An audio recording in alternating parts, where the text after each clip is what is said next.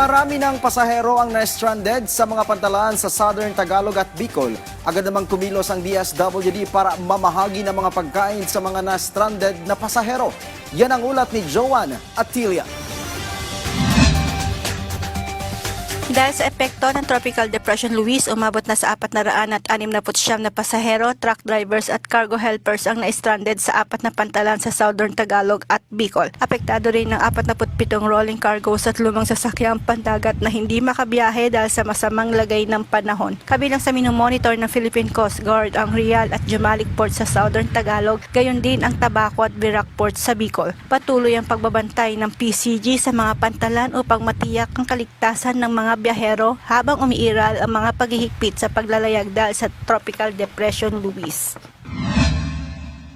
Umabot na sa mahigit 230 ready-to-eat food boxes ang ipinadala ng DSWD Bicol para sa mga pasaherong na stranded sa Tabaco Port sa Albay. Isinagawa ang pamamahagi ng ayuda matapos ang pansamantalang suspensyon ng biyahe sa dagat dahil sa Tropical Depression Luis. Ayon sa DSWD Bicol, agad namang maaaring kainin ng mga ready-to-eat food boxes upang magbigay ng agarang pagkain sa mga apektadong pasahero habang hinihintay ang pagbabalik ng operasyon ng mga pantalan. Ang paghahatid ng tulong ay alinsunod sa direktiba ni Pangulong Ferdinand R. Marcos Jr. na tiyaking mabilis na naaabot ang tulong sa mga mamamayang apektado ng kalamidad at masamang panahon.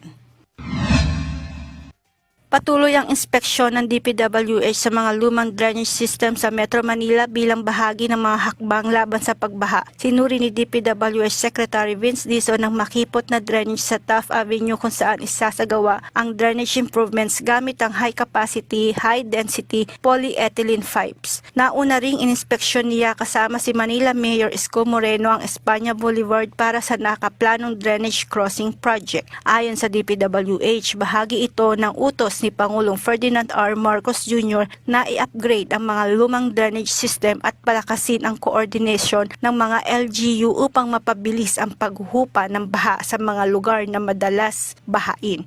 Joan Atilia para sa Bayan.